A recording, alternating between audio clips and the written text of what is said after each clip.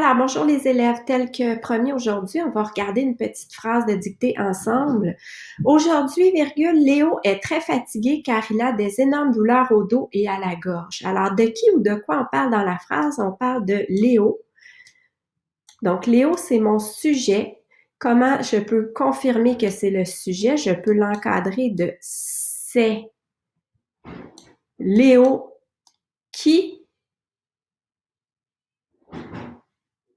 est très fatigué. Donc, c'est Léo qui est très fatigué. Léo, c'est il, la troisième personne du singulier. Donc, je m'assure que mon verbe être, il est bien accordé, que j'ai la bonne terminaison de verbe.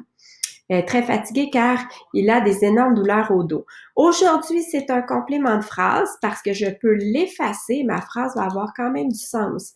Léo est très fatigué car il a des énormes douleurs au dos et à la gorge. Donc, ça se dit très bien et je peux aussi le dédoubler. Léo est très fatigué car il a des énormes douleurs au dos et à la gorge et cela se passe aujourd'hui. Alors, voilà. Maintenant, dans mon prédicat, qui commence par un verbe conjugué qui est très fatigué. Fatigué, c'est un participe passé. Je sais que c'est un participe passé parce que je pourrais le remplacer par un autre verbe au participe passé, comme par exemple vendu. Léo est vendu ou Léo est vendre. Léo est vendu se dit mieux, donc fatigué, accent aigu. Mon participe passé va s'accorder avec Léo. C'est Léo qui est fatigué, donc singulier, masculin singulier.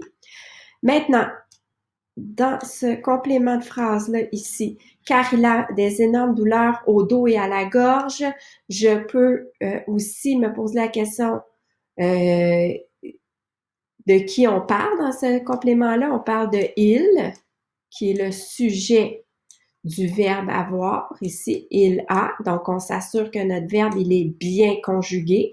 Hein? C'est pas un A avec un accent, c'est un verbe, c'est pas la préposition, c'est le verbe qui est accompagné du pronom il. Maintenant, est-ce qu'on a des noms? Oui, on a ici le nom douleur. Douleur qui est accompagné de l'adjectif énorme et du déterminant des. Donc, on n'oublie pas la règle de l'école des mots. Douleur, c'est un nom féminin pluriel. Donc, on sait que le petit déterminant, il copie le nom, il fait tout ce que le nom lui demande. Si le nom est féminin pluriel, ben le petit déterminant est féminin pluriel.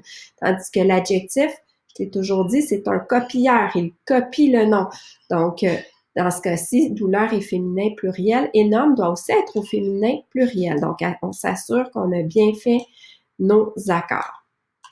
Maintenant, on a un autre nom qui est le nom d'eau, qui est masculin singulier. Il est accompagné du petit déterminant O qui copie le nom. C'est comme le do est au masculin singulier. Le O doit être au masculin singulier. Et à, j'ai une préposition. Je sais que c'est une préposition parce que je ne peux pas remplacer par avait. Hein? Et avait la gorge, ça ne se dit pas. Donc, à, c'est une préposition. La gorge, qui est aussi un nom féminin, accompagné du déterminant la. Donc, la gorge est au féminin singulier.